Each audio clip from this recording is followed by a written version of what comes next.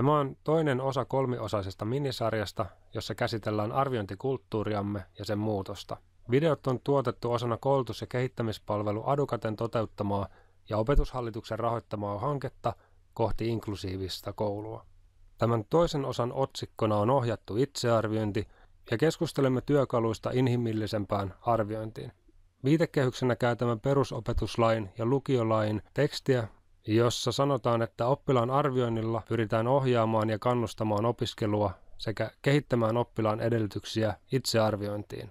Ohjattu itsearviointi voisi olla esimerkiksi sellaista, jossa opettaja ohjaa oppilasta havaitsemaan, mistä opiskeltavassa aiheessa on kyse ja vertailemaan omia näkemyksiään ja käsityksiään aiheen kokonaisuuteen. Toinen hyvä työkalu on ihan perinteinen arviointikeskustelu, jota voidaan hyödyntää myös muissakin kuin taito- ja taideoppiaineissa. Sähän oot, Pekka, itse käyttänyt opetuksessa tätä ohjattua itsearviointia ja arviointikeskusteluita perinteisen kokeen käyttämisen sijasta. Tällä tavalla saadaan lisättyä oppilaille autonomiaa, joka puolestaan lisää motivaatiota tutkimusten mukaan. Opettajien on havaittu pitävän näitä asioita hyvinkin tärkeinä, mutta kuitenkin oikeastaan toteavan, että itse ei kuitenkaan uskaltaisi koskaan käyttää tällaisia niin kuin vapaampia menetelmiä, vaan halutaan pitää kiinni perinteisestä kokeesta.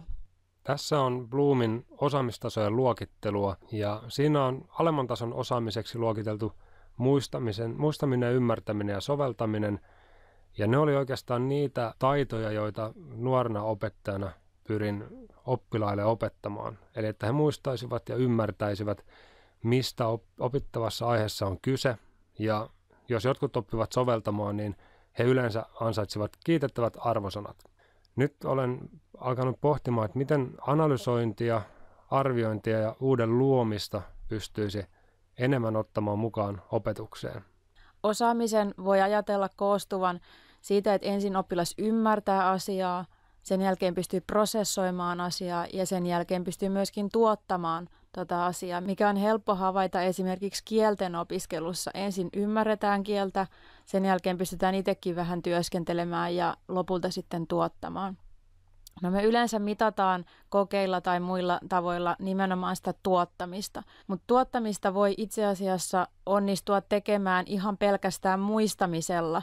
Eli ymmärtäminen ja prosessointi johtaa kyllä tuottamiseen, mutta pelkkä tuottamisen osaaminen ei takaa sitä, että on oikeastaan ymmärretty ja osataan myös prosessoida. Eli niin kuin tässä Bloomin hierarkiassa näkyy, ymmärtäminen, soveltaminen, analysoiminen ja niin edelleen on korkeammalla hierarkiassa tämän muistamisen kanssa. Jos me mitataan tuottamista, niin me ei oikeastaan pystytä varmistumaan, että mitataanko me siinä silloin mitään muuta kuin pelkkää muistamista. Tässä on käytännön esimerkki Mastery Learning-menetelmästä, jossa sovellan ohjattua itsearviointia. Mastery Learning tarkoittaa siis sitä, että opiskellaan yksi asia hyvin ennen kuin siirrytään seuraavaan aiheeseen. Ja toiminta voi olla esimerkiksi semmoista, että jaetaan kurssin sisältö useampaan osioon, joista harjoitellaan yhtä niin kauan, että se osataan hyvin. Eli tässä harjoitellaan ensin tehtäviä, sen jälkeen testataan, osataanko ne, ja jos ei osata vielä, niin harjoitellaan lisää. Jos puolestaan päästään testistä läpi, niin sitten siirrytään seuraavaan osioon, jossa sama sykli toistuu. Se, miten nämä on toteutettu, nämä testaamiset, niin näissä oppilaat pääsevät itse arvioimaan itseään. Eli pyrin siihen, että he pääsevät analysoimaan sitä omaa osaamistaan ja myös arvioimaan sitä omaa osaamistaan, sekä sisältöjä että opiskelutaitoja. Tällä tavalla oppilas pääsee kiinni siihen ymmärtämisen ja prosessoinnin arvioimiseen pelkän sen sijasta, että arvioitaisiin sitä tuottamista. Eli päästään todellakin kiinni siihen, että onko oppiminen muutakin hierarkiassa kuin vaan sitä alinta tasoa. Itse käytän nettitestejä sen takia, että oppilaat pystyvät tekemään ne silloin, kun se sopii heille itselleen ja minun ei tarvitse olla jakamassa papereita heille. Eli testaaminen tapahtuu niin, että oppilas itse päättää, milloin hän tekee tämän testin. Hän tekee sen itse, tarkastaa itse ja myös arvioi itse, onko taito riittävällä tasolla, että voi mennä seuraavaan aiheeseen. Apuna käytämme tämmöistä opetus.tv:n tuottamaa polkupalvelua, joka löytyy netistä osoitteesta polku.opetus.tv. Esimerkkinä, jos oppilas tulee lukion pitkän matikan ykköskurssille ja aloitamme aiheesta laskujärjestys, hän valitsee ensimmäisen testin aiheesta, kun haluaa tutkia, osaako aiheesta riittävästi. Eli testi koostuu 3 kysymyksestä. Oppilas ratkaisee kysymykset vihkoonsa, ja kun hän on tehnyt sen, hän klikkaa näytä pisteytysohjeet-nappia ja siinä aukeaa opettajan laatima malliratkaisu, joka on jaoteltu nyt 6 pisteeseen. Oppilaan tehtävänä on tarkastaa, onko hänellä oikeat suoritteet siellä, ja jos ne puuttuu, niin hän sitten täydentää omaa vastaustaan tai korjaa virheitä. Tässä nettipalvelussa opiskelija tai oppilas itse antaa itselleen tietyn määrän pisteitä ja myös sanallisesti arvioi, onko ymmärtänyt malliratkaisun. Seuraava tehtävä, kun on tehty ja myös 3. tehtävä tehty, niin tulosvälilehdeltä sitten oppilas pystyy tarkistamaan, että kuinka monta prosenttia on mennyt oikein kyseisestä testistä. Ja täällä on ohjeistuksena 85% hyväksytyn raja, eli jos oppilas saa alle 85% oikein, niin sitten on syytä harjoitella kyseistä aihetta lisää ja testata uudestaan myöhemmin vastaavanlaisella testillä. Arvosana on omissa kokeilussani määräytynyt sillä tavalla, että oppilas tekee ensin 4 osiota, jonka jälkeen voidaan keskustella arvosanasta 7 tai 8.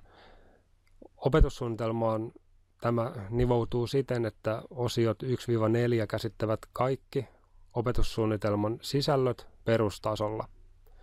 Eli jos on hyväksytysti suorittanut 4 osiota, niin silloin osaa perustaidot kaikista opetussuunnitelman sisällöistä.